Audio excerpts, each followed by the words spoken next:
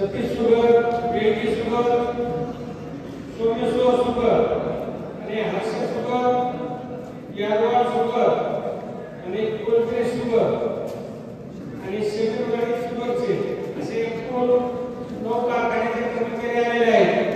तरी त्यांचा सत्कार करण्यासाठी सगळे कारखान्याचे अधिकारी आणि त्यांची टीम यांनी समोर सत्कार द्यावा. त्यांचा सत्कार तुकाराम महाराज आणि यांच्या सहभागी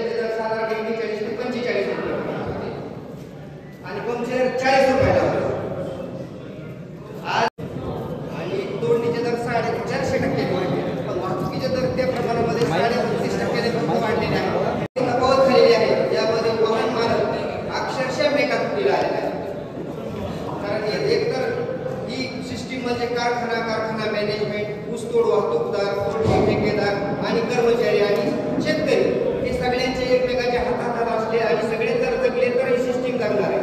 पण यामध्ये सगळ्यात जास्त मेटाकुटीला हा ऊस वाहतूकदार आलेला आहे. ऊस वाहतूकदाराची परिस्थिती अशी की साधारण आज आपल्यात आपण कॉम्पिटिशन करून साधारण 2.5 ते 3 लाख रुपये एका क्वांटिटीचा दर आहे. 22.5 ते 25 लाख रुपये आपल्याला टोळीला लागते आणि ट्रॅक्टरला आणि ट्रॉलीला साधारण 20 लाख रुपये लागते. पण त्या इन्व्हेस्टमेंटच्या मानाने जे आपल्याला मार्जिन राहायला पाहिजे ती राहत नाही. आज परिस्थिती अशी झालेली आहे की आपण फार रसातळाला गेलो. कारखानदार या गोष्टीकडे लक्ष ना मॅनेजमेंटचं लक्ष. तर कारखान्याचं मॅनेजमेंट इथं आलेलं आहे, त्यांनी आमच्या व्यथा आहेत त्या मॅनेजमेंटला कळवावं. कारण परिस्थिती एवढी गंभीर बनली की ड्रायव्हर 4,500-4,000चा ड्रायव्हर 15,000 रुपये, ट्रॅक्टर ट्रॉलीचे दर डबलमध्ये आणि आपण जे आहे 89च्या वेळेस वाहतुकीचे दर बिलाची इन्व्हेस्टरला डबल निघत होते. आज अशी परिस्थिती झाली आहे की तोडणीचे दर डबल बिल इन्व्हेस्टर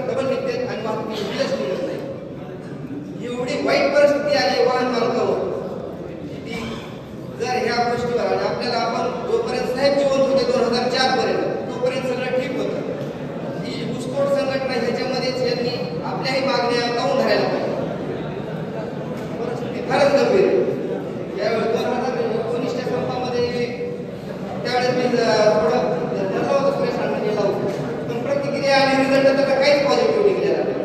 त्यामुळे ऊस वाहतुकीमध्ये एवढी गंभीर आणि भीषण परिस्थिती निर्माण झाली. त्यावेळेस आता ऊसतोड कामगार संघटनेला हा आपण ऊस वाहतूकदारच्या संघटनेचा एक भाग आहे. त्यामुळे ऊस वाहतुकीचे जर आज आपण खताच्या दुकानामध्ये गेलो आणि आम्हाला जर एक खताचा पोत आतमधून बाहेर टाकायचा असेल तर 10 रुपये घेतो आपण घेतो का नाही. मग ते 10 रुपये म्हणजे 20 रुपये क्विंटल झालं. म्हणजे तो 200 रुपये टन नुसतं आतमधून बाहेर आणार आहे. आणि आज आपण 40 किलोमीटर वरून जरी पाहिलं तरी आपल्याला 283च्या आसपास काहीतरी आहे वाहतूक आणि त्याच्यावर कमिशन साधारण 100. ही इतकी परिस्थिती बाहेर पडलेली आहे. इथून इथं झाला 200 रुपये टन 40 रुपये टन वगैरे आहे. 200 रुपये टन आम्हाला नुसतं दुकानावरून बाहेर टाकायला लागतं.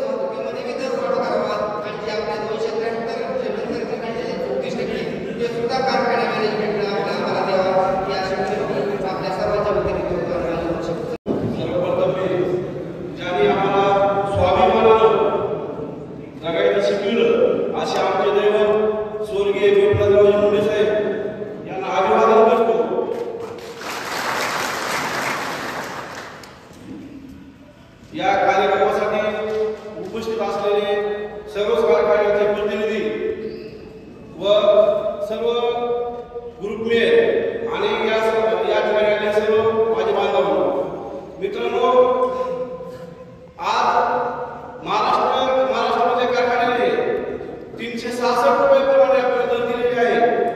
आपण जर पाहिलं तर बाहेरच्या राज्यातील मग ते तामिळनाडू असू द्या, गुजरात असू द्या, हरियाणा असू द्या किंवा तेलंगणा असू द्या, या प्रत्येक राज्याच्या कारखान्यामध्ये तोडणीचे दरे 700, 800, 900 ते 1000 रुपये आहे. परंतु कर्नाटक आणि महाराष्ट्र या दोन्ही राज्याचं असं ठरलेलं आहे, जे महाराष्ट्र शासन जो महाराष्ट्र सरकारमध्ये महाराष्ट्र शासन जो रेट देईल ते तोडणीसाठी आम्ही तुम्हाला देणार आहोत. परंतु ह्या वेळेस महाराष्ट्र कारखान्यात 366 रुपये दिले आणि अद्यापर्यंत आपल्याला कर्नाटक कारखान्याने 360 रुपये दर दिलेले नाही. सर, मी आपल्या सर्वांना एक सांगू इच्छितो, 50% यंत्रणा ही महाराष्ट्रात मजूर काम करते आणि 50% यंत्रणा ही कर्नाटकमध्ये येते. मग महाराष्ट्रातील ऊसतोड मजुरांना जर 366 ने मुकदमा हिशोब द्यायचा असेल तर आम्ही कर्नाटकमध्ये येणाऱ्या यंत्रणेला 273 कसे द्या आणि ते आमच्याकडून 273 हिशोब कसे घेते. आणि म्हणून महाराष्ट्राप्रमाणे कर्नाटकमध्ये सुद्धा आम्हाला 366 ने लवकर पैसे दिले पाहिजे. आणि दुसरी गोष्ट, आता तुम्ही 7व्या महिन्यात आमच्यासोबत करार करता, 8व्या मध्ये आम्हाला ऍडव्हान्स देतात आणि 10व्या महिन्यात आपलं कारखान्याचं सुरू करतात. म्हणजे कारखान्याचा ऍडव्हान्स हे आम्हाला 2 ते 8 महिने वापरायला मिळतो आणि मजुरांना आम्हाला फेब्रुवारी ते मार्चपासून ऍडव्हान्स द्यावा लागतो. मला यावेळी एक सांगायचं की आपण 5 लाख 7 लाख आम्ही किती गोळ केला गव्हर्नमेंटने तरी 7 लाख ते 10 लाख रुपये आणि एक वेळेस जर ऍडव्हान्स आपण विचार केला तर 25 ते 30 लाख 24 लाख या दरम्यान प्रत्येक वाहनाला क्लोज ऍडव्हान्स वाढतो. मग उर्वरित ते 10, 15, 20 लाख रुपये हे प्रत्येक वाहन मालकाला व्याजाने काढावं लागतं. मग आम्ही 12 महिने सावकाराचं व्याज भरतो आणि तुम्ही आम्हाला फटका पडल्यापासून 4 ते 5 महिन्यानंतर फायनल कामाचे पैसे देता. म्हणजे वाहन मालक कसा देईल. आणि म्हणून आपल्याला विनंती आहे की कारखाना फटका पडल्यानंतर किमान 1 महिन्याच्या जे आमचं फायनल बिल हे आपण दिलं पाहिजे. वाहतुकीचा जर आपण विचार केला तर सर महाराष्ट्रामध्ये कर्नाटकापेक्षा किमान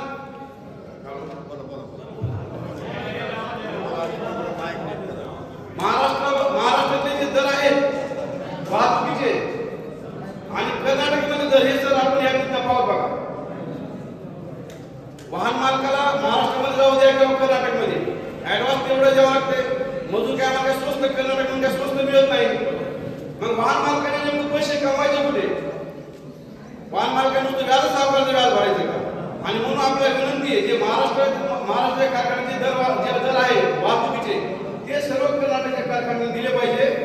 ज्या पद्धतीनं तोडणीचं दर एक आहे त्या पद्धतीनं वाहतुकीचे पण दर एकच राहिले पाहिजे. आणि होईल तेवढं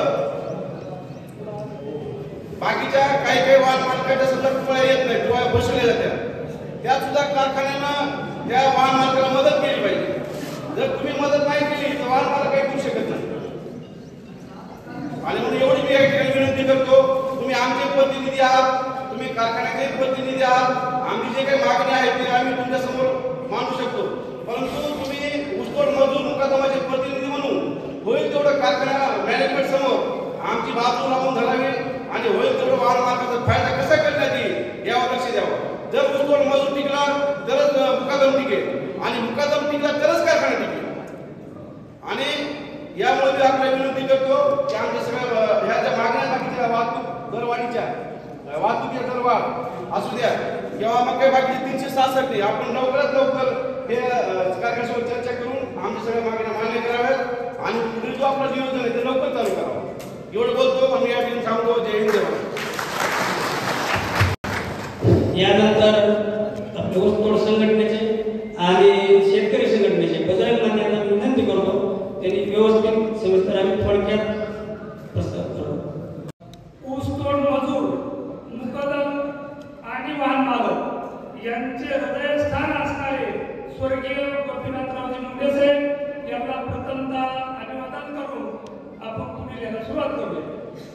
इथं जमलेले आदरणीय सर्व कारखानदारीचे कर्मचारी व संघटनेचे पदाधिकारी आणि समोर बसलेले सर्व कारखानदारीचे मेन मुकदम आणि वाहतूकदार. बाबांनो मुद्दा एकच आहे, आपल्याला वाहतुकीवर घेतल्यानंतर कधीही बोलता येईल, पण इथं सध्या चर्चा चालू कुठली आहे की फक्त 34% भरपाई ही या कारखानदारीवाल्यांना देणं आवश्यकच आहे आणि ते पण देतील आणि आपण बी घेतल्याशिवाय राहणार नाही. पण मुद्दा एकच व्हायला लागला, त्यांना बी द्यायचं ते फक्त ताणून द्यायचं. तुमची किती हिंमत आहे, तुम्ही किती वळून धरता हे त्यांना पण बघायचं. माझी त्यांना विनंती आहे की त्यांना अशा गंभीर परिस्थितीच्या ताणाताणीच्या टायमामध्ये परीक्षा केल्याही बघू नये एवढीच विनंती त्यांना आहे. दुसरी गोष्ट की जी आता आपण चाललेला लढा आहे, हा लढा आपण तर पुढे नेणारच आहे, पण जास्तीत जास्त गडबडीनं तळमळीनं तेने वाईटाशी बोलून लवकर क्रीडा सोडविणं हे एक गरजेचं आहे. त्यानंतर मुद्दा असा आहे की जी बरेचसे कारखाने आजूबाजूचे जे काही बाउंड्रीवरले आहेत त्यानं बऱ्याच जणांना दिलेली जी 34% दरवाढ आहे ती सुद्धा बऱ्याचशा बाउंड्रीवरच्या कारखान्यांना दिलेली आहे. राहिला प्रश्न त्यांच्या कर्नाटक मधला, तर त्याने काही ना रक्कम ह्या स्वरूपात दिलेली फक्त बिलपत्रक काढलं नाही. त्याचं 2-3 कारखाने असे बी आहेत की त्यांनी तुमची फक्त रक्कम ज्याची त्या वाहन मालकाच्या खात्यावर पेड केलेली आहे. आता जे कोणी इथं आले नाहीत कारखानदारी त्यांना थोडा परीक्षा बघायचं काय असं वाटायला लागले, तर त्यांनाही जास्त दिवस परीक्षा बघू नाही, तात्काळ देणं गरजेचं आहे. आणि हे एक असं मुद्दा आहे की कारखानदारीला एक असं विशेष असं वाटायला लागलंय की एकदम सल्फेमध्ये काय मिळाले ते काय मला समजा नाही. आमची ज्यावेळी या सभागृहामध्ये गेल्या वर्षी संप करायची बैठक संदर्भात लावली, त्यांचे सहकारी ते मिळून त्यावेळी आम्ही आणखी त्याच्यावर आमचा तोडगा सुरू झाला. त्याच्यावर संघटनेचे पण इतर पदाधिकारी आले होते आणि एकदम असा तीव्र संप करायचा ठरला. पण त्याच्यामध्ये आपले हनुमान बाप्पा नागरगोजे आणि संघटनेचे पदाधिकारी संजू भाऊ हे सगळ्याची बैठक होऊन ते काय म्हणले, आपलेच वाहनवाले आपलेच मुकदम यांच्यामध्येच परेशानी होण्यापेक्षा कायद्याच्या मार्गाने आपण ताईसाहेबांकडे हा मुद्दा घेऊन जाऊ आणि त्यांच्या माध्यमातून साखर आयुक्त एकदम असं कटिबद्ध दाबात घेऊन त्यांच्याकडून हा आपण आपली संयमीच्या मार्गाने आपण ही दरवाढ करून घेऊया. त्या मार्फत ताईसाहेब आणि संघटनेचे वरिष्ठ पदाधिकारी यांना साखर आयुक्त संघर्ष करून ही दरवाढ जाहीर करून घेतलेली मित्रांनो, ही अशी सहज झालेली नाही.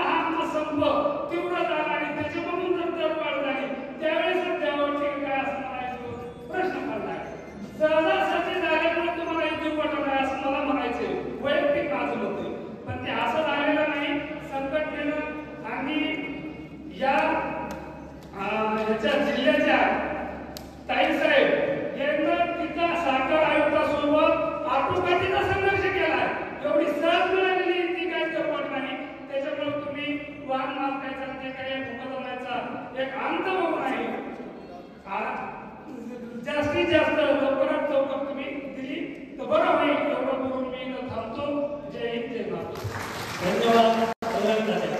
आपण सर्व संघटनेच्या आणि ऊसतोड संदर्भात सर्व गोष्टी जाणून होतात, सोबत होतात, त्यामुळे तुम्ही सविस्तर जी चर्चा केली.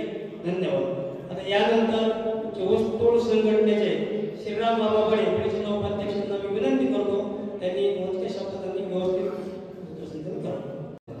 सर्वप्रथम लोकनेते गोपीनाथरावजी मुंडे साहेब यांच्या चरणी नतमस्तक होऊन आपल्या ऊसतोड वाहतूक ठेकेदाराच्या मागण्यास 2 शब्दांमध्ये मोजक्यात मांडण्याचा प्रयत्न करतो. तर मित्रांनो, आज आपली बैठक कर्नाटक कारखानदारी आता इथं आलेले जे आहेत कारखाने जे साहेब आहेत ते कारखानदारच आहेत, त्यांचे प्रतिनिधी म्हणून जे आलेले आहेत ते कारखान्याचे मालक म्हणूनच आलेले असतील. मालकाने गाड्याला सांगितल्याशिवाय काम कुठलंही होत नसते. त्या पद्धतीने आलेले अधिकारी जे आहेत ते मालक ह्या नात्याने आलेले आहेत. आता सांगितलं त्या आपल्या सरकारने की काही कारखानदारांनी वाहन मालकाच्या खात्यावर 34% वाढ टाकलेली आहे. परंतु ज्या वाहन मालकालाही 34% वाढ मिळालेली आहे अशाही वाहन मालकांनी करार बंद ठेवलेले करायचे, अग्रमेट करायचे बंद ठेवलेले आहे. तर आपली एकच मागणी आहे, आमची 34% वाढ तुम्ही नेईपर्यंत आम्ही करार अग्रमेट करणार नाही. तुम्ही तात्काळ त्याच्यावर तोडगा काढून मालकाशी चर्चा करून कारखानदाराशी चर्चा करून तात्काळ 2 दिवसामध्ये त्याच्यावर तोडगा काढा आणि आमची 34% वाढ तुम्ही देऊन टाका. कारण आम्ही 34% वाढ ऊसतोड कामगारांना दिलेली आहे. आज इंद्र धोक्यात वाहन धारक आहे. या वाढीच्या संदर्भामध्ये आज इंद्र सर्वसामान्य वाहनधारक हरपळत आहे, वाहन मालकाचा बळी जात आहे. कारण आज आम्ही 3 महिन्यापूर्वी ऊसतोड कामगारांना 34% वाढ दिलेली आहे. 366 प्रमाण तोडणीचा हिसाब प्रत्येक वाहन कारखान्याने दिलेला आहे आणि तुम्हाला पण माहिती आहे, सर्व स्टीमला माहिती आहे. परंतु आता आमचा छळ करू नका अशी आमच्याकडून एक विनंती आहे. तात्काळ याच्यावर मार्ग काढून पुढील प्रक्रिया तुमच्या चालू राहू द्यावा. त्यातून दुसरा एक मुद्दा आहे, काही कर्नाटकमधील कारखानदारीमध्ये आमचा आलेल्या वाहन मालकाला सन्मानाची वागणूक मिळत नाही. आम्ही ज्या ठिकाणी काम करतो त्या ठिकाणी आम्हाला पाहिजे त्याच्यापेक्षा सन्मान मिळतो. वाहन मालकाचा आमच्या कुठल्या तरी वाहनाचा धक्का लागला कर्नाटकच्या वाहनाला, त्या ठिकाणी आमच्या कारखान्याचे प्रतिनिधी तात्काळ हजर राहतात. तुम्ही एवढ्याच नाही, माझी एक अशी अपेक्षा आहे की कर्नाटकमध्ये आमचा प्रत्येक कारखान्यात येणारा कामगार किंवा वाहतूक ठेकेदार त्याला प्रत्येक कारखान्यावर सहकार्य मिळावं अशी एक अपेक्षा तुमच्या समोर मांडतोय. बऱ्याचशाच कारखान्याला मिळत नाही. वाहनाचा आक्षेप झाला ते वाहन मालक जाणं आणि त्या आक्षेपवाला जाणं असं आपलं कामाचं नाही. त्याच्यावर प्रत्येक कारखान्याला लक्ष देता पाहिजे. त्याच्यासाठी आता आमच्या सध्या शुगर शुगरला काही स्टाफ नेमलेला आहे. विद्यासाहेबांच्या नेतृत्वाखाली काही स्टाफ नेमलेला आहे. कुठं काय झालं हे बघा आणि त्याच्यावर तात्काळ तोडगा काढा. असं आमच्या शेजारच्याच कारखान्यामध्ये नाही की तुमचं काय झालंय तुमचं तुम्ही मला म्हणते समक्ष कोण येत नाही. तर त्या कारखान्यामध्ये कर्नाटकच्या सहकार्य मिळायला पाहिजे. आणि त्याच्यातून जर आता 34% वाढ आता सांगितलं तुम्हाला ते आम्ही घेणारच आणि 34% वाढ आम्ही तुमच्याकडे घेणारच आहे. पण सन्मानाची वागणूक देऊन तुम्ही तात्काळ याला तोडगा काढून आम्हाला आमची जी मागणी आहे पूर्ण करून पुढची प्रक्रिया सुरू ठेवली. आम्हाला तुमच्याशिवाय गत्यंतर नाही, तुम्हाला आमच्याशिवाय नाही.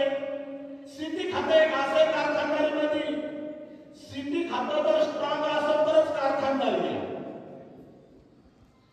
मॅनेजमेंट सिटी खात्याचं ऐकत नाही अशातला भाग नाही. सर्व मॅनेजमेंटला कारखानदाराला सिटी खात्याचं ऐकावंच लागतंय.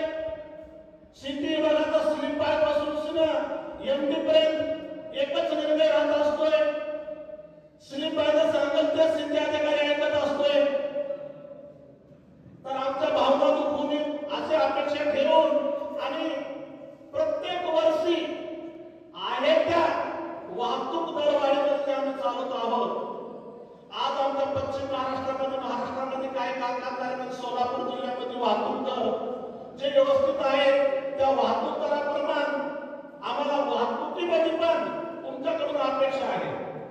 या वर्षी त्याही आमच्या अपेक्षा पूर्ण करावं असे 2 शब्द बोलून मी माझ्या वाणीस ह्याच ठिकाणी रंग देतो आणि थांबतो. ऊसतोड कामगार संघटनेचा धन्यवाद. कर्नाटक कारखान्याचे तसेच आपले ऊसतोड संघटनेचे सर्व पदाधिकारी आणि सर्व जे आज संकटात आहेत ते सर्व मुकदम मायबाप. कारण आज जवळपास 5-4 महिने झालेला आहे. 34% दरवाढ झालेला आहे आणि 34% दरवाढ झाल्यामुळं आज माझ्याकडे एकही वाहन नाही, पण मी सर्व मुकदमासोबत आहे साहेब. कारण हर एक मुकदम हा माझ्या सोबत असल्यासारखा आहे. कारण ज्या वेळेला 34% दरवाढ झाली, गेल्या वर्षी जे कोण 2.5 लाखानं बांधलं जात होतं ते कोण 3 लाख रुपये मागतंय. त्या स्वतःच्या घरातला प्रपंच सोडून हे मुकदम लोक 3 लाख रुपयाने त्या कारखान्याच्या लोकांना पैसे देतात कोयत्याला. आणि आज आपल्याकडून फायनल बिल सर्व कर्नाटकात येऊ नये जर 34% दरवाढ आलेली नाही. कारण दरवाढ जरी तुम्ही नसली दिली तरी एकाही मुकदमाला कुठल्याही कोयत्यानं बाकी मागत असताना आमच्या दरवाढीचे पैसे धरा, त्यावेळेस तुम्हाला पैसे फिरलेले तू असा हर एक कोयता हर एक टोळी मुकदम या सर्व मुकदमाला मिळत आहे. त्यामुळं सगळ्यात सर्वात जर महत्वाचं असेल तर मुकदम हा धर्म संकटात आहे. त्यामुळं काही कारखान्यानं बिल जरी दिलं नसलं तरी 34% दरवाढ कर्नाटकातल्या 2 कारखान्यांना दिलेले आहे असं समजतंय. कारण त्यांचं सर्वप्रथम मी आभार मानतो. आणि राहिलेल्या उर्वरित 7 कारखान्याचे कर्मचारी आहे आज बिल आलेले आहेत. त्यांनी किती दिवसात येणार आहेत ते प्रत्येक कारखान्याच्या एक प्रतिनिधीनं तिथं उभं राहून तुमच्या काय मॅनेजमेंटशी बोलून आमच्या गोरगरीब मुकदमांना हे जी पैशाला फसा आहे ते लवकरात लवकर काढावा अशी सर्व कारखान्याच्या कर्मचाऱ्यांना विनंती करतो आणि इथं थांबतो. जय हिंद जय महाराष्ट्र. त्या संदर्भात मध्यवाढ साहेब.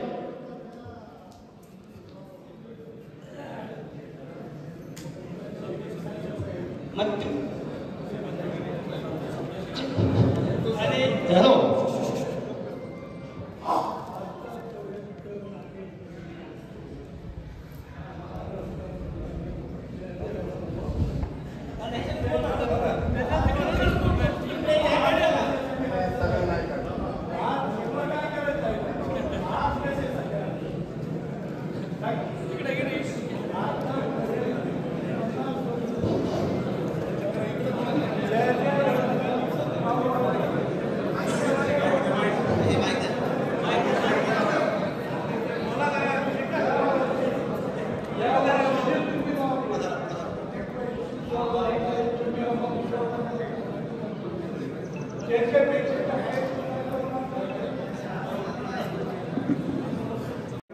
यानंतर सर्व मुकदमाचा हर्ष आदेशापासूनचे काही मुकदमाचा संबंध आहे की आमच्या ह्या 2 कारखान्यांनी आम्हाला भाववाढ दिलेली आहे. पण ते काही कारखान्याच्या नावावरती हर्षाचे प्रतिनिधी आणि शोभेश्वरचे प्रतिनिधी यांनी ते जाहीर करावं. त्यांचा विशेष सत्कार संघटनेच्या वतीने त्यांचा करणार आहोत. हे आपण मुद्दाम त्याच्याकडून घ्यायला म्हणजे ते काय माझ्या कारखान्यामध्ये यांनी माहिती पाहिजे की हे दिली का नाही दिली आणि गोष्ट अंदाज करायची म्हणून आपण स्टेजवर त्यांना त्यांचं 2 मिनिटं बोलून घेऊ आणि सत्कार करू. हॅलो, सर्वप्रथम स्वर्गीय गोपीनाथराव शिंदे साहेब यांना अभिवादन करून सर्व जमलेल्या महामालक आणि सर्व कारखान्याचे जमलेले अधिकारी, सीडीओ साहेब, जीएम साहेब तसेच सर्व संघटना यांना मी धन्यवाद देतो की त्यांनी या कार्यक्रमाचं नियोजन लावलं आणि त्यांचा आवाज सगळ्या वाहन मालकापासून सगळ्या बाकीच्या कारखान्याच्या संदर्भात चर्चा करण्यासाठी सगळ्याला एकत्रित बोलवलं त्याबद्दल मी त्याला धन्यवाद देतो. आणि मी हर्षाकडून MI तिडके उपस्थित आहे. आमच्या कारखान्याचं हर्षा शुगरचं अजून बिल काढलेलं नाही, पण आम्ही सर्व आमच्या मालकाला खात्रीशीर सांगितलं आहे की तुम्ही 366 समोरच्या लेबरचा हिशेब करून घ्या. आम्ही त्याला 366 रुपये आमच्या हर्षा शुगरचे GM साहेब NM पाटील सर यांनी वारंवार MD साहेबाला चेअरमन साहेबाला भेटून हे आपल्याला लेबरचं पुढं कारखाना चालवायचं पेमेंट द्यावं लागतंय असा त्यांच्याकडून शब्द दिलेला आहे. त्यामुळे आमचं पेमेंट काही लोकांचं आम्ही 273 रुपयानं टाकलेलं आहे पूर्ण आणि काही लोकांचं थोडंसं पडलंय. बाकीचं पेमेंट आमच्या 10-15 दिवसामध्ये पडेल. त्यासाठी आमचे GM साहेब आता काल परवा दिवशी परत चेअरमन साहेबाकडे MD साहेबांकडे गेले आहेत. त्यानुसार आम्ही बिल फक्त काढलेलं नाही. ते काय झालं बाकीच्या वाहन मालक ते आमच्या बिलाची किंवा बाकीच्या कारखान्याने काढलं होतं. भेटकाळ कारखान्यानं काढलेलं आहे, सोमेश्वरनं बिल काढलेलं आहे, आर्यन शुगरनं काढलेलं आहे. ते बाकीच्या बिलाचे फोटो काढून ते वाहन मालक त्यांचे MD साहेबाला GM साहेबाला पाठवले आणि त्यांचे GM साहेब MD साहेब त्यांच्या मालकाला दाखवल्यावर काही कारखान्याच्या मालकाने ज्या काढलेल्या कारखान्याचे MD चेअरमन आहेत त्यांना फोन लावून प्रेशर करून सांगितलं की बाबा आमचे 5-5 कारखाने 6-6 कारखाने तुम्ही बिल काढत आम्हाला अडचण होईल असं काही प्रकारचं प्रेशरचा अंधारातून चालू आहे. त्याबद्दल ते त्यांचा विषय तिथे घेतील आणि प्रत्येकाला ते आहे की त्यांच्या निर्णयानुसार कारखानदारी प्रत्येकाला टिकवायची चालवायची. लेबर ऑलरेडी मुकादमानं वाहन मालकानं त्यांच्याकडे पैसे त्याला 15-15 लाख 20-20 लाख 25 लाख रुपये दिले आणि त्यांचं 12 लाख 15 लाख रुपयाचं काम झालंय. 366 पेक्षा डबल पैसे ऑलरेडी लेबरकडे त्यांची शिल्लक आहेत. त्याच्याबद्दल लेबर काही पैसे कुणाला सोडणार नाही. त्याबद्दल सर्वच बाकीच्या कारखान्यांनी आपल्या MDला आपल्या चेअरमन साहेबाला चर्चा करून ते आहे ते संघटनेचं सगळं हे करून फोर्स करावं किंवा मुकदमाचं पेमेंट करावं. तरी मी मला बोलण्याची संधी दिल्याबद्दल मी संघटनेचे अध्यक्ष सचिव कोषाध्यक्ष यांना धन्यवाद देतो. 366 पैसे देत का इनाम सुद्धा पैसे पडले त्यांचे पैसे पडले का? ठीक आहे. हा प्रेशर घालून स्टॉप केलो पैसे देत असं सगळं लोक मला नेहमी तुम्हाला बघायला काय होतं आम्हाला हे सगळ्याच काय बरोबर आम्हाला मुकदमाबद्दल माहिती मिळाली त्यामुळे तिडके साहेबांचा सत्कार तुकाराम महाराज तिडके आणि सभापती यांना विनंती करतो त्यांनी त्यांचा सत्कार करावा. 366 रुपये त्यांचे पैसे मिळाले आम्हालाही आमच्या सगळ्या कारखानदारांनी 366 हिशोब करा म्हणून सांगितलं जातं. आम्ही 366 हिशोब केलाय आणि ही भाववाढ 366 झाली म्हणून आमच्या कारखान्याच्या शेतकरी अधिकारी तर होते व्हाईस चेअरमन MD सर्वांनी आमचा कर्नाटकात बघून पेशंट सत्कार ठेवला सत्कार केला फक्त पैसे आले नाही आणि ते असं असे बी जरी त्यांनी उपाड्या दिले तरी जाते पण संघटनेच्या वतीने जाहीर दिले तर ते सगळ्या लोकांना कळतंय. त्याच्यामुळे तुम्ही आमच्या कारखान्याच्या वतीने मी गिरजे साहेबांना विनंती करतो की त्यांनी 2 शब्द बोलावे. स्वर्गीय गोपीनाथरावजी मुंडे यांना नमन करत स्टेजवर उपस्थित असलेले ऊसतोड संघटनेचे अध्यक्ष व उपाध्यक्ष व पदाधिकाऱ्यांना सगळ्यांना रामराम. परत वाहतूकदार आणि छोटे मुकाम पण बरेच लोक आले हे बघून पण आम्हाला जरा पण बरं वाटायला लागलंय. आपल्या जुन्या मीटिंग हे केल्यावर पण आम्हाला पण सपोर्ट वाटायला लागले. आम्ही पण मॅनेजमेंटला पण प्रेशर करायला लागले द्यायचं म्हणून आम्ही येऊन पण आम्ही स्वतःहून पण सांगितलेलं आहे सगळ्या वाहन मालकाला की सगळी बाबा 366 स्वतः हिशोब करून सांगा म्हणून मी पण स्वतः पण सांगितलेलं आहे. त्या पद्धतीनं आम्ही पण देणार आहे. काही कारखान्यामध्ये चर्चा करून द्यायचं म्हणून त्यांचे चेअरमन साहेबांच्या लेवलमध्ये मीटिंग करून द्यायचं म्हणून ठरवावं लागलं. त्याच्यामध्ये आम्ही पण सगळं प्रेशर करून त्यामुळे पाठवलं का म्हणजे बीड जिल्हा म्हटलं तर ऊसतोड संघटना म्हणजे गोपीनाथरावजी मुंडे हे आहेत अगोदरपासून ते दुसऱ्या त्यांचं पण प्रतिनिधी भरपूर ते लोकांना पण हे केलेलं आहे. त्याच्यामध्ये हे कुटुंब असल्यासारखं आहे.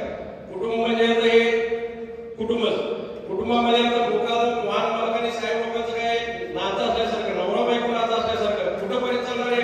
दिवसा तुम्ही पण भांडणार आम्ही पण भांडणार कामासाठी सगळेजण भांडत असत शेवटी नवरा बायको संध्याकाळी एकच बसायला पाहिजे जेवण करायलाच पाहिजे. त्या पद्धतीने आम्ही काय करायचं ते त्या मॅनेजमेंटला पण आम्ही पण प्रेशर करतो. त्या पद्धतीने मुकादमा पण आलेलो होते आमच्याकडे सगळ्यांना भेटून मॅनेजमेंटला पण हे केलेलं आहे. त्या पद्धतीने आम्ही पण जरा मॅनेजमेंटला प्रेशर करून सगळी कारखान्यावाला पण भाषण मुक्त. तुम्ही त्यावर मार्गदर्शन केलं ह्याच पद्धतीने तुम्ही मॅनेजमेंटला सांगून 4 दिवसामध्ये आमच्या सगळ्या पैशाची व्यवस्था तडजोड करावी. आता यानंतर समेरवाडीचे आमचे चंदनशिव साहेब यांना मी विनंती करतो त्यांनी 2 शब्द बोलावे. चंदनशिव साहेब, गिरिजा साहेब, यादवाडचे जे मोठे मोठे अधिकारी त्या सगळ्यांनी जर बोललं तर तुमचे म्हणजे आर्थिक कारखाने तुमच्या 4-5 कारखान्यावर आहे. बाकी नाही आले नाही येणार ना मी गिरिजा येऊ सुद्धा देणार नाही हे तुम्हाला ठामपणे सांगतो. आणि जर सर्व लोक आमच्या बरोबर असले सर्वांनी वर हात करून एकदा सांगा मी जे बोलतो त्याशी सहमत आहात. कॅमेऱ्याला पाठीमागे फिरवा. जे आले नाही आणि जे देणार नाही त्यांना आम्ही बीड जिल्ह्यामध्ये त्यांची गाडी दिसू देणार नाही हे महाराष्ट्रात दिसू देणार नाही. धन्यवाद. यानंतर समेरवाडी कारखान्याचे चंदनशिव साहेब 2 शब्द बोला. महाराष्ट्राचे ज्येष्ठ नेता आणि आमचे आम्हाला स्वर्गीय आदरणीय गोपीनाथराव मुंडे यांचा स्मरण करून स्टेज सगळे मेन मुखामुख आणि आमचे मित्र सगळ्या कारखान्याचे अधिकारी व संघटनेचे सहकार्यकारी सगळ्यांना आवाहन करून मी तुम्हाला हे सांगायचा प्रयत्न करतो की इथे जो आमचे मित्र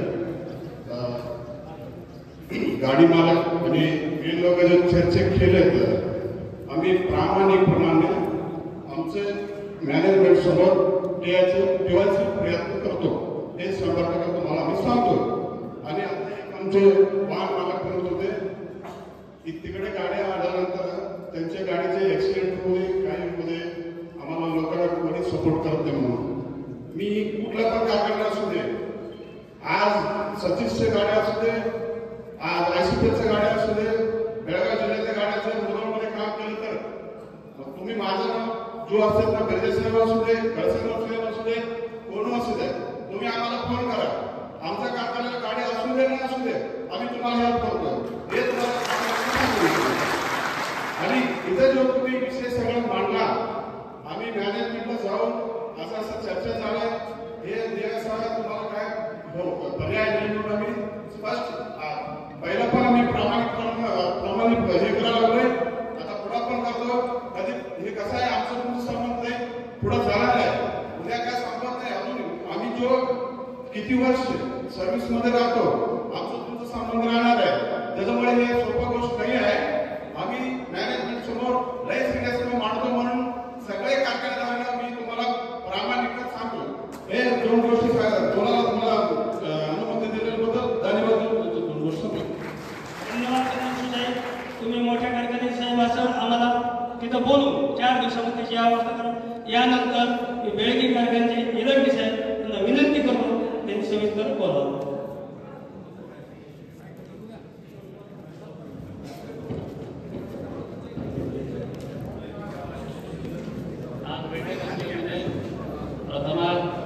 स्वर्गीय आमच्या तुमचं नेते सन्मान्य गोपीनाथरावजी मुंडे साहेबांना प्रथमच मी मनात करतो. त्यासोबत आज स्टेजवर उपस्थित असलेला ऊसतोड कामगार संघटनेचे अध्यक्ष माननीय प्रसाद साहेब, सभापती हनुमंत नागवले बाबाभाऊ आणि इतर लोक सर्वांचे नाव माहीत आहे. आणि माझा आदरणीय सगळं वाहन मालक लोक आणि सगळ्यापेक्षा अगोदर ऊस तोड कामगार बांधवले. आज हे मला हे गर्व की बात आहे की आमचं ऊस तोड कामगार आणि ऊस तोड वाहन मालक एवढं संघटन होऊन आज एकत्र एक डिसिजन घ्यायला एवढं एकत्र झालेलं हे मला सगळ्यापेक्षा गर्व की बात आहे. हे मी सगळ्या संघटनेचा पदाधिकारी आणि आपण सगळ्याला मी अभिनंदन सांगतो. म्हणजे कसं आहे आम्ही 20 वर्षापासून तुमच्यासोबत आता काम करत आलेलं आहे आणि इतका सिस्टमॅटिक संघटने आणि इतका एकत्र व्हायचं एकदा अगोदर आम्ही कधी बघितलेला नव्हता. आणि हे तुमच्या उपसंघटना लेवलसाठी ते अत्यंत गरजेच्या गोष्टी होतात. ते आज तुमच्याकडून ते चालू झालेलं आहे त्याच्याबद्दल ते खूप खूप अभिनंदन आहे. आणि दुसरा मेन गोष्टी आहे आमचं जे ऊस तोड वाहतूकसाठी देण्यात आतापर्यंत काही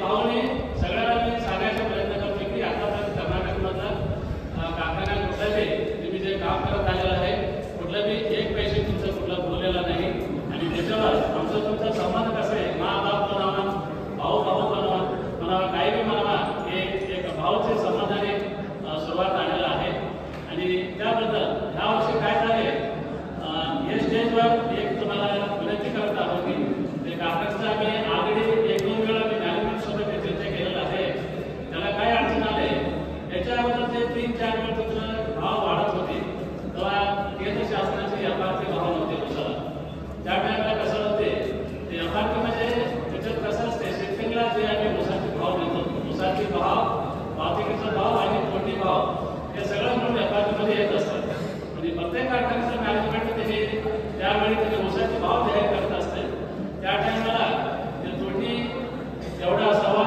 अंदाज आणि वाहतुकीचा एवढा भाव असतो आणि ते दोन्ही काढून शेतकऱ्याला त्याने भाव डिक्लेअर करत असतात आणि ते अंदाज हा वर्षी सुरुवातीला थोडा तुमचा निर्णय उशीर झाला आणि त्या टायमाला आमच्याकडे काही कारखाना 3,000 काही कारखाना 2,900 काही कारखाना 2,700 त्याच्या आर्थिक परिस्थिती आणि मागचा रिकव्हरी बघून त्यांनी भाव डिक्लेअर केलेला आहे आणि त्याच्यानंतर हंगामाच्या मध्यंतरमध्ये 34% वाढ झाला आहे आणि हे प्रत्येक टनाला कमिशन धरून तुम्हाला सगळ्याला माहिती आहे 114 रुपये वाढ झाली आहे आणि त्याच्यानंतर आम्ही ज्यावेळी मॅनेजमेंटला हे मांडले विषय तेव्हा त्यांनी विचार करायला चालू केला आणि ऑलरेडी 2,900 किंवा 3,000 रुपये आम्ही त्याला शेतकऱ्याला द्यायला शब्द दिलेला आहे आणि त्याच्यात 750 किंवा 800 रुपये अंदाज सरासरी कोणी आणि मार्केटचा खर्च आम्ही अंदाज भरून ते एफआरपी प्रमाणे आम्ही मॅच केलेला आहे की 114 रुपये आणि द्यायला त्यांना फंड व्यवस्था करण्यासाठी किंवा त्याला काहीतरी निर्णय घेण्यासाठी थोडा उशीर लागला आणि त्यासाठी त्याच्या मनात असं नाही की आम्ही देत नाही म्हणून कुठल्याही कारखान्याचं मॅनेजमेंट आम्ही आजपर्यंत कोणी दिलं नाही सांगितलं नाही आणि त्याने हे देण्यासाठी त्यांची चर्चा चालू आहे आणि इथून पुढं मी एकच विनंती करतो की तुम्हाला पुढच्या 3 वर्षासाठी तुमचं ऑलरेडी अग्रीमेंट झालेलं आहे आणि 3 वर्षानंतर अजून एक निर्णय येणार आहे आणि तेव्हा तुम्हाला हे सगळं संघाचे पदाधिकारी आणि तुमचं साखर महामंडळ सगळ्या माझ्या कारखान्यावरती सगळ्या कारखान्यावरती एक विनंती आहे की असे जे तुमचे निर्णय असते ते थोडा कारखाना चालू व्हायचा अगोदर डिक्लेअर झाला आम्हाला कारखान्याला निर्णय घ्यायला एक चांगला व्यवस्था होते म्हणजे त्या टायमाला त्यांनी उसाचे भाव डिक्लेअर करताना तुमचं ते किती 100 रुपये वाढत 200 वाढत 50 रुपये काही वाढते ते अंदाजात भरून त्यांनी शेतकऱ्याचं उसाचं बिल सुद्धा ते ऍडजस्टमेंट करायला त्याला सोपं वाटते आणि पुढचा निर्णय घेताना माझं एकच विनंती आहे दक्षता घ्यावा की तुमच्या शासनाकडून साखर महामंडळाकडून आणि तुमच्याकडून होईल लवकर कारखाना चालू व्हायचा अगोदर असे कुठलाही निर्णय व्हावा म्हणून एक विनंती आहे आणि ह्या वर्षाबद्दल आम्ही ऑलरेडी मॅनेजमेंटला हे मांडलेलं आहे आणि अत्यंत काळजीपूर्वक म्हणजे कसं कारखाने आजपर्यंत आमचं पूर्ण कर्नाटकमधल्या कारखाना चालू आहे हे 50 ते 60% ऊसतोड कामगार तुमच्या भागातून येत असते आणि तुम्ही जर आलेला नाही तर आमच्याकडे जवळजवळ 50% कारखाना चालत नाही आणि हे आम्हाला अवश्य सगळं मॅनेजमेंटला बी माहिती आहे आम्हाला बी माहिती आहे आणि त्याच्यात तुम्ही सगळं लोक येऊन तुम्ही काम करायला लागले याच्या उपकार म्हणून तुमचं सर्व शेतकरी आज ऊस पिकायला लागले याच्या आम्हाला लय गर्व आहे आणि आज तुम्हाला सांगतो की जर ऊस तोड कामगार नाही तर असं होते परिस्थिती आज तमिळनाड किंवा बाकी इतर राज्यामध्ये तुम्हाला सगळ्याला माहिती असावं माझ्या माहितीप्रमाणे तुम्हाला सांगायचं म्हणजे एक 10 वर्ष मागं सगळ्या भारतामध्ये तमिळनाड ऊस पीकमध्ये 1 नंबर होता तर फक्त आज ऊसाची परिस्थिती कमी झाली कशामुळे नुसतं ऊस तोड कामगार उपलब्ध नसल्यामुळे कमी झाले आम्ही जर सगळं कारखाने आणि वाहतूक ठेकेदार सगळं आम्ही ऊस तोड कामगारचं जर दक्षता नाही घेतला त्याची जर आम्ही काळजी नाही केला त्याचं जर आम्ही आर्थिक परिस्थिती सुधारण्यासाठी आम्ही व्यवस्थित विचार नाही केला तर मग आम्हाला ते पुढे 1 वर्ष ऊस सगळं काढावं लागलं आमचं वाहन सगळं घरासमोर थांबावं लागलं तर आज ते संघर्षामुळे आम्ही कुठेतरी मरायचं पाणी येईल आम्हाला असं परिस्थिती निर्माण होईल आजपासून जे कामगारसाठी काळजी करण्यासाठी हे विचार चालू आहे चांगली व्यवस्था आहे आणि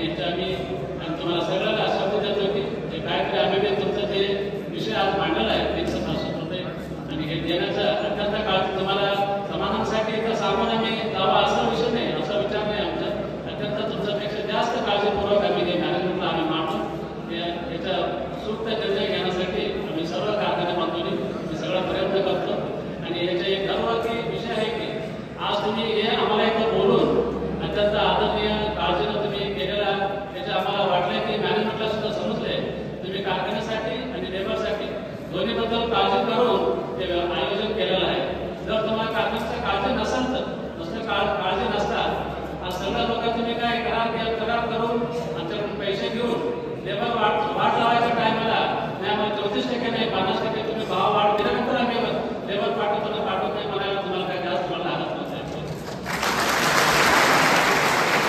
आम्हाला बोलून ते सामान करायला लागलं म्हणजे आमच्यापेक्षा जास्त तुम्हाला कारखान्यासोबत सगळं संबंध आहे आणि आमच्यापेक्षा जास्त तुमच्या कारखान्याबद्दल काळजी आहे आणि तुम्ही कारखान्याचा एवढ्या काळजी करायला लागले.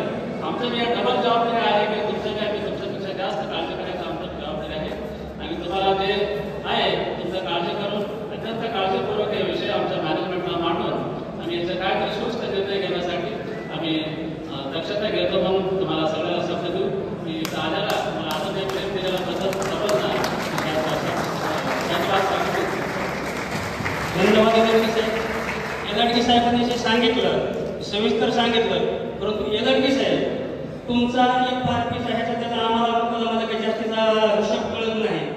महाराष्ट्रातल्या पश्चिम महाराष्ट्रातल्या कारखानदारांनी तुमच्यापेक्षा ऊसाचा जास्तीचा भाव दिला आहे आणि 366 रुपये त्यांनी बिलं दिले. तुमचा ऊसाचाही भाव कमी, तुमची कर्नाटकातली साखर स्वस्त एकती का काय आम्हाला काही माहित नाही.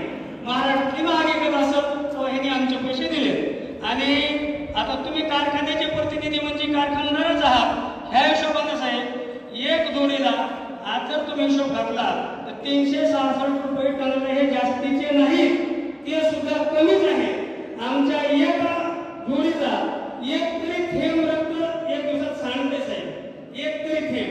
तुमचा कारखाना जर जाम चालला आणि जर 2 दिवसाला खेप झाली, आमची जर 18 टनाची खेप आली तर नवरा बायकोला 2 दिवसामध्ये 600 रुपये पुरत नाही. त्याच्यातले आमच्या ऊस तोडणारा संध्याकाळी 200 रुपयाची दारू प्यावं लागते आणि 400 रुपये बाकीला भागवावं लागते बघा. कारखाना हात चालतो चालवायला आणि तुम्हाला हे जास्तीचे नाही. तुम्ही कारखानदाराला समजून सांगा हे कष्ट करणारे लोक आहेत, हे तुम्हाला द्यावाच लागते आणि 4 दिवसात द्यावं लागते. त्याच्यानंतर तुम्ही बाकीचे व्यवहार करा आणि तुम्ही आमच्या संग संबंधित आहात, तुम्ही फसू नाही म्हणून हा आम्ही कार्यक्रम केला. आम्हाला जर तुम्हाला फसवायचं असलं तर तुमच्याकडून आम्ही 566 रुपयाचे पैसे पाहिजे असते आणि इथं थांबलो असतो. पण आमचा कायम तुमच्याकडे व्यवहार आहे म्हणून आम्ही तुम्हाला फसवणार नाही. यानंतर आमचे मत्तेवार साहेब बालाजी कारखान्याच्या वतीनं बोला. तुम्ही सगळ्या 2-2 शब्द बोला. तुमचं काय मत आहे ते आम्हाला कळलं पाहिजे. बोलता येईल नाही तुम्ही देऊन बोला आणि आम्हाला सांगा म्हणजे तुम्ही काय करायला ते. त्यानंतर आम्हाला निर्णय घेता येईल. तुम्ही येणे तुम्हाला टाकू शकतो, तुमच्याकडे पैसे घेऊ शकतो. त्याच्यामुळे तुम्ही सांगा.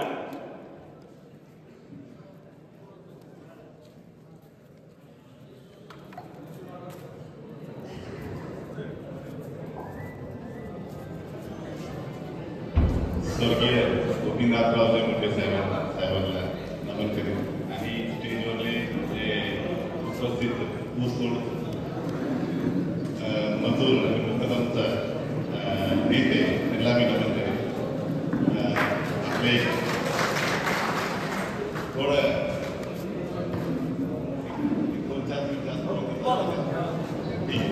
हे जे दरवाढीचं आपण लोक स्ट्राईक केल्याने वाढ करून घेतले आणि कारखानदारी द्यायला उशीर करायला लागले. त्याबद्दल 1-2-4 मिनिट मी थोडं वेळ घेऊन बोलतो म्हणजे तुम्हाला ते माहिती असावा काय उशीर करायला लागले. कारण आपण लोक तुमचं मान ठेवून ज्या दिवशी तुम्ही आम्हाला इथं बोलले तुमचं सगळ्या लोकांची काळजी आहे म्हणून तुम्ही ते 2-4 शब्द मी चर्चा करावं म्हणून आलं होतं आणि तुमचं काळजी आहे म्हणूनच आम्ही बी मॅनेजमेंटला बोलून की नाही दिले तर काय होते, नाही दिले तर काय होते, उशिरा दिले तर बी काय होते हे सगळं आम्ही मांडले. आणि गेले 20 तारखेला जे आपण तिथं एक मीटिंग होतं त्या दिवशी आमच्या कारखान्यामध्ये आपले सगळे मेन आमचे सगळे मेन ग्रुप मेनची मीटिंग होतं. तुमचं तिथं ते मीटिंगमुळे आम्ही आपली मीटिंग कॅन्सल करून तिथं आम्ही मीटिंग करायला लागलो. नंतर 1-2-4 दिवसांना परत आम्ही मीटिंग बोलवायला लागलो. आपल्या मॅनेजमेंट बरोबर आपल्या ग्रुप मेन बरोबर बसून काय मार्ग निघते ते चर्चा करावं म्हणून विचार आहे. परंतु मागाशी बोललो हे विषय काय व्हायला लागले हे गेल्या वर्षीचं जे गणित हंगाम होतं आपले हे विषय कशामुळे बोलायला लागलो. तुम्ही कारखान्याला काम करता म्हटलं तर तुम्ही बी कारखान्याचा एक अंग आहे. हे विषय तुम्हाला बी जाणून महत्वाचं आहे. कारण कशामुळे तुम्ही फक्त काम पैसे घेतले, ऊस तोडून पाठवले, पैसे फेडले, विषय संपला असा भाग नाही. हे भाग असा आहे, कारखान्यामार्फत काय होते, किती लोकांना काम भेटते, हे बी एक मुद्दा आहे. त्याच्यात तुम्ही बी काम करा. हे विषय कशामुळे व्हायला लागले? गेल्या वर्षीचा सगळे ठिकाणामध्ये आमचं राज्य सरकारला आणि केंद्र सरकारला आमचं जे ऊस उत्पादन प्रमाण होतं ते सगळं कमी देण्यात आलं आणि कुणालाही माहिती नव्हतं की एवढं ऊस उत्पादन होईल आणि एवढं साखर उत्पादन होईल. ह्या बाबतीत केंद्र सरकारनं डिसेंबर 7ला एक निर्णय घेतला. काय घेतला? जर ह्या वर्षी ऊस उत्पादन कमी असला आणि साखर उत्पादन कमी झाला तर आम्हाला बाहेर देशातून ऊस आमद म्हणजे इम्पोर्ट करावं लागते. म्हणून त्यानं काय केले? इथेनॉल प्रोडक्शन बंद केले. इथेनॉल प्रोडक्शन बंद केल्यानंतर फक्त साखर उत्पादन जास्त ठेवले. त्या बाबतीत जे मॅनेजमेंट म्हणजे जे साखर कारखान्याचं जे फंड ट्रान्झॅक्शन होत होतं, जे इथेनॉल कारखान्यामार्फत जे फंड ट्रान्झॅक्शन होतं ते व्यवस्थित झालं नाही. तर एप्रिल महिन्यापर्यंत ट्रान्झॅक्शन झालं नाही. आणि जे आम्ही आता उशीर व्हायला लागले, आपलं पेमेंटचं समजा सगळ्या गोष्टीचा उशीर व्हायला लागले, ते एकच मुद्द्यावर एवढं उशीर व्हायला लागले. हे विषय मी तुम्ही सगळ्या लोकांना माहिती असावं म्हणून हे विषय 1-2 मिनिटात बोलण्यात आला. आणि तुमचे सगळ्यांचे काळजी आम्हाला आहे म्हणून आम्ही अगदी आमच्या मॅनेजमेंटसोबत चर्चा केलो. अजून बी चर्चा करण्यात यायला लागली आणि आमचं सगळे कारखान्याचे मेन मुकरमसोबत आमचं चेअरमन साहेबांचं मिटिंग नंतर चर्चा घेण्यात यायला लागली. तुमच्यासोबत आणि आमच्यासोबत तुम्ही राहा. जय हिंद, जय हिंद. धन्यवाद मतेवाड साहेब, तुम्ही सांगितलं ते तुमचं बरोबर आहे. धन्यवाद तुमचे. परंतु आम्हाला एक खाजगी हिशोब असा कळतोय की महाराष्ट्रातल्या कारखान्याने हे द्यायला परवडते, त्याचा हिशोब सांगायची गरज नाही. इथून लोक तामिळनाडूमध्ये जाऊन 1200 रुपये टन द्यायला परवडते. आम्ही एमपीत गेलो तर 450 रुपये द्यायला परवडते. त्यांची साखर कमी जास्त आहे आम्हाला काही माहित नाही. मग कर्नाटकातल्या साखर जर गोड नसली, तुमचे स्वस्त एकच असले तर त्याच्यामुळे तुम्ही कसे मला टाळायला? तुम्ही आम्हाला बाकीचे उदाहरणं देण्यापेक्षा किंवा समजून सांगण्यापेक्षा तुम्ही तुमच्या मॅनेजमेंटला समजून काय सांगायचं त्या भाषेत सांगा. एफआरपी सांगा, उसाचं सांगा, काटेचं सांगा. तुम्ही फक्त आमचे पैसे द्या. इथं तुम्ही आम्हाला 5 लाख रुपये ॲडव्हान्स देतात. आता तुम्ही आम्हाला नाही, तुमच्या डोळे इथले आमच्या ह्या परिसरामध्ये 3 लाख 3.5 लाख रुपये पोहोचते. मतेवाड साहेब, तुमच्या कारखान्याला गोपाळपूरची यंत्रणा त्याचे मुकदमा बसले. 4.5 लाख रुपये एका पैशाला उचललं, 5.5 लाख रुपये एका पैशाला उचललं. ते देऊन तुमच्याकडे ऊस तोडले. तुम्ही देतात 5 लाख, ते 1.5 महिन्यात आमचे वसूल होऊन जाते. तरी तुमच्या कारखान्याला परवडत नाही म्हणजे हे बरोबर नाही. तुम्ही म्हणजे आम्ही तुम्हाला बोला, तुम्ही तुमच्या कारखान्याला बोलावं. तुम्हाला काय तेवढं समजून सांगायचं ते सांगा, म्हणजे कसा हिशोब सांगायचा ते सांगा. तुम्ही फक्त आमच्या ठरलेल्या व्यवहाराप्रमाणे पैसे द्या, अशी आमची अपेक्षा. आणि यानंतर यादवाडचे सर चौगुले साहेब यांनी आपलं 2 मिनिटात ऐका. चौगुले साहेब, तुम्हाला एकच मिनिटात सांगा, पण इथं खरंच मोठी कारखानदारी यादवाड, शेमरवाडी, आमच्या शक्ती शुगर हे दोघं तिकडे तुम्ही एक 1,000 टनाचं तुम्ही हे करणारी माणसं. तुम्ही 25-25 लाख टन एका गाळा होईल आणि तुम्ही दिले की आमचा हाता मारायचा डोकला होता. तुमच्या 5 लाख कारखान्यात दिला की त्यामुळे तुम्हाला जे बोलायचं ते तुम्ही 2 मिनिटं बोला. तुम्ही म्हणजे आता तुम्हाला बोलते बोला.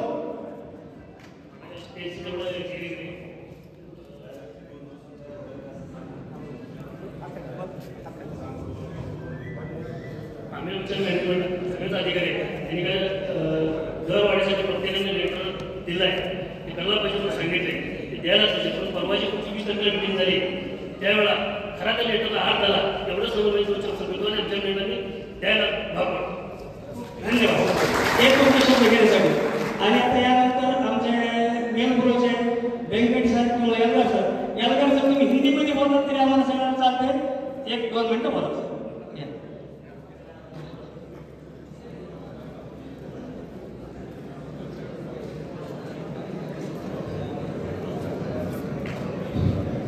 स्वर्गीय गोपीनाथ मुंडे साहेबांचे स्मरण करत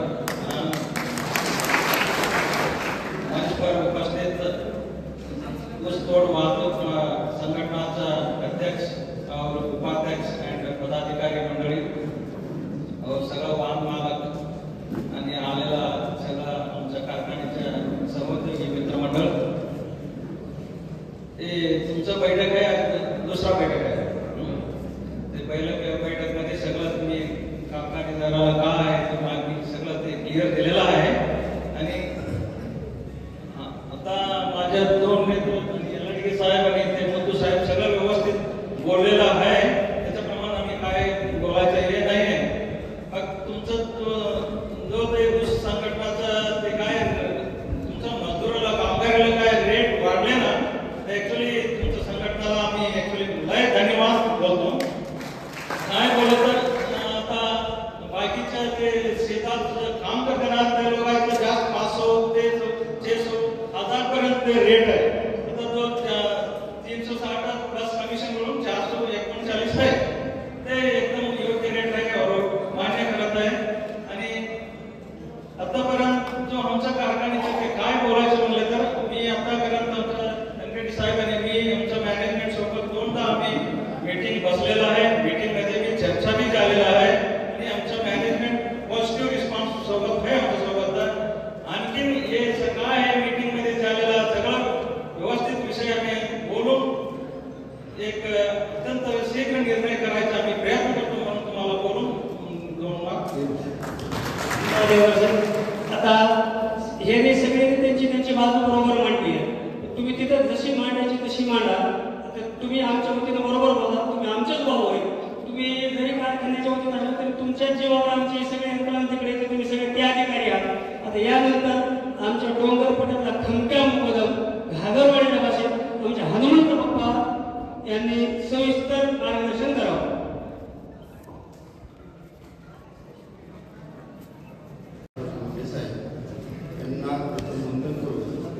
मी आपल्यासमोर 2 शब्द मांडतो. आज इथं आपण 34% धर्मातील चर्चासत्रासाठी जी महाराष्ट्राने दिली आणि कर्नाटक देत नाही, याच्यासाठी कर्नाटकामधले कारखाने त्यांचे प्रतिनिधी आणि आपले सर्व कर्नाटकमध्ये जाणारे ऊसतोड मुकादम वाहतूकदार तसेच आपल्या सर्व संघटनेचे पदाधिकारी, मी आपल्या कर्नाटकमधून आलेल्या प्रतिनिधींना एक सांगतो की इथून पाठीमागं 25 वर्षापासूनची आपली जी प्रथा आहे, आम्ही महाराष्ट्र शासनाबरोबर संघर्ष करायचा, साखर संघाबरोबर संघर्ष करायचा आणि तुम्ही मात्र आमचं मजूर अगोदर घेऊन जायचं की महाराष्ट्राने दिलं की तुम्हाला आम्ही देऊ. आतापर्यंत आमच्या लोकांनी तुमच्यावर विश्वास ठेवला की महाराष्ट्रामध्ये वाढ झाली की आपल्याला देते, काय अडचण नाही. याही वर्षी आम्ही महाराष्ट्रातल्या साखर संघाबरोबर महाराष्ट्र शासनाबरोबर झगडून त्यांच्याशी भांडणं करून संघर्ष करून 34% दर वाढ करून घेतली. परंतु महाराष्ट्रातल्या सगळ्या कारखान्याला ती लागू झाली. परंतु कर्नाटकमधल्या सर्वच कारखान्यांनी की 34% दर वाढ देत नाही असं आम्हाला समजलं. संजू भाऊने त्या दिवशी घेतलेली मीटिंग मी पाहिली, ऑनलाईनला पाहिलं. त्यांना म्हणून मी फोन सुद्धा केला होता की जर देत नसते तर आम्हाला बोला, आम्ही तिथे येतो. तर मी एकच तुम्हाला सांगू इच्छितो, बीड जिल्हा हा महाराष्ट्राच्या नाही देशाच्या पटलावर गाजलेला जिल्हा आहे. ऊसतोड कामगार हा आमचा स्वाभिमानी आहे, कुणाचा लाचार नाही. स्वाभिमानाने जगायचं मुंडे साहेबांनी आम्हाला शिकवलेलं आहे. संघर्ष करायचं मुंडे साहेबांनी शिकवलेलं आहे. मागून बघायचं, आमचं हक्काचं जर देत नसतं तर हिसकून कसं घ्यायचं हे आम्हाला मुंडे साहेबांनी शिकवले आणि मुंडे साहेबांच्या शिकवलेलं आम्ही चाललेलं आहे. तर माझी तुम्हाला निर्माणीची इशारा आहे की 8 दिवसामध्ये आमच्या सर्व ऊसतोड कामगाराचं 34% पेमेंट यांनी म्हणायचं नाही त्यांनी दिलं नाही, त्यांनी दिलं त्यांनी दिलं का बघा. अरे बाबा तुझ्यापासून सुरुवात कर ना, मग दुसऱ्याचं नाव टाक. अगोदर तुम्ही सुरुवात करा ना, दुसऱ्याला म्हणण्यापेक्षा तुम्ही सुरुवात करा, मग आम्ही सांगतो यांनी दिली त्यांचं चालू करा. तर 8 दिवसामध्ये जो कारखाना आमचा 34% दर वाढ की देणार नाही त्याला महाराष्ट्रात या एकाही कराराला किंवा त्यांच्या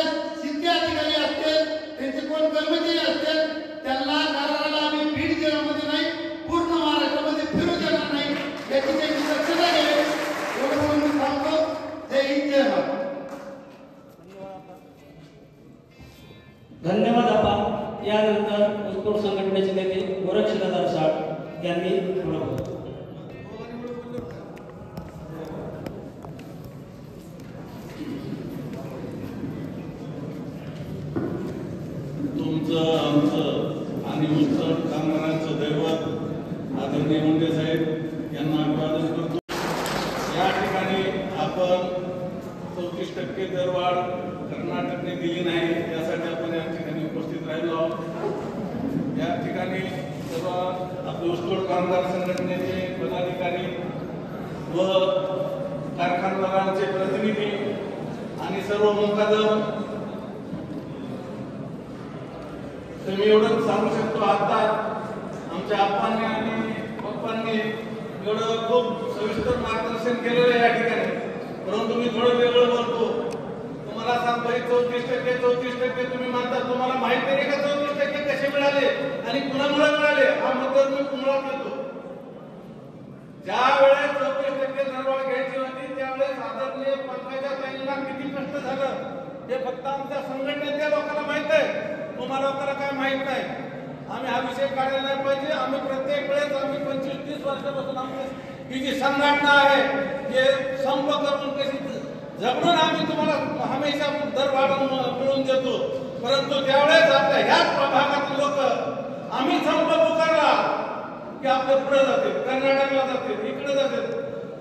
यावेळेस तुम्हाला माहित न होऊ देता सुद्धा आमच्या संघटनेने, आपल्या संघटनेने ताई साहेबांनी मदत करून, ताई साहेबांनी आम्हाला 7 बैठका दिल्या। तुम्हाला 8 संघटना होत्या, 8 संघटना मिळून आणि ताई साहेबांच्या मार्गदर्शनामुळे तुम्हाला आम्हाला 34% तुम्ही कुठलाही संबंध न करता हे आपल्या 34% दरवाढ मिळालेली, एवढं मात्र सगळ्यांना लक्षात पहिले हे घेतलं पाहिजे। दुसरी गोष्ट, अजून 2 वर्षांनी संप होणारच आहे आपला। आज तुम्ही एवढं तळमळीने का करणार? आज भागमध्ये बसायला जागा नाही, कारण तुम्हाला दरवाढ मिळाली नाही, त्यामुळे तुम्ही आज या ठिकाणी सर्वजण जमणार। मग माझं तेच मत आहे की जर असं संप आपण ज्यावेळेस आपण कुणासाठी करतो, आपण सर्वांसाठी, मजुरासाठी, वाहन मालकासाठी, आपण सर्वांसाठी आपण संप करतो, त्यावेळेस सुद्धा आता पुढे इथून पुढे तुम्ही सर्वजण मदत करीत जा, आमच्या सोबत तुम्ही राहा, आमची एवढीच कळकळीची विनंती। आणि दुसरी गोष्ट, ते तर सांगितलं तुम्हाला, फक्त हे जे झालेलं आहे फक्त पैशामुळे आपल्याला 34% मिळालेले। आणि दुसरी गोष्ट, जे कर्मचारी आपल्या या ठिकाणी प्रतिनिधी कारखान्याचे आले त्यांना आमची विनंती आहे, अहो तुम्हाला काय सांगायचं, आम्हाला यांनी सतीश शुगरनी आम्ही दरवाढ केल्यानंतर आमचे त्यांचे सत्कार केले, 2-3 कारखान्याने आमचे सत्कार केले, तुम्ही चांगलं काम केलं। अब तुम्ही आमचे सत्कार करता संघटनेचे, तुम्ही दरवाढ केली म्हणून, आणि तुम्ही आमचा सत्कार करून आम्हाला तुम्ही आता दरवाढ का देत नाही? मग आम्हाला सत्कार तुम्ही आमचा का केला, कशासाठी केला, हा तुम्हाला आमचा प्रश्न आहे। तर मेहरबानी करून आतापर्यंत आमचे जे मजूर आहेत तर तुम्ही हमेशा आमची संप चालू असताना तुम्ही करून देत होता, आणि तुम्ही आजपर्यंत 50 वर्षात आजपर्यंत ज्या महाराष्ट्राचा अगोदर दरवाढ रक्कम देत होतं तर कर्नाटक, फक्त इकडे दरवाढ झाली की कर्नाटक पहिले आपली जी प्रत येईल ती घ्यायचं, ती दरवाढ द्यायची। आजपर्यंत तुम्हाला समज होतं, आजच का तुम्हाला समज नाही असा आमचा प्रश्न। आजपर्यंत बाप्पांनी सविस्तर मार्गदर्शन केलं, मी एवढं काही त्यावर म्हणणार नाही, परंतु एवढंच मी सांगतो की एकजूट ही महत्वाची आहे। तुम्ही जर एकजूट केली तरच तुम्हाला इथून नंतरही दरवाढ मिळेल, किंवा नाही तर यांना काय घेणं देत नाही। आता त्यांचे स्थानिक बरेच हे मजूर त्यांना भेटायला लागले आणि आपले बी गपचूप कोणी दिले जाते, त्यामुळे आपण सुद्धा कधी गपचूप कोणी जाऊ नये, माझी एवढी विनंती आहे। आणि तरी सर्व कारखान्याचे जे प्रतिनिधी आहेत त्यांना आमची हात जोडून विनंती आहे संघटनेमार्फत की आम्हाला दरवाढ द्या, आणि हमेशा आमच्या संबंधित नातं आहे, भाऊ बंधाचं ते कायम ठेवा, एवढंच बोलतो आणि थांबतो। धन्यवाद दादा।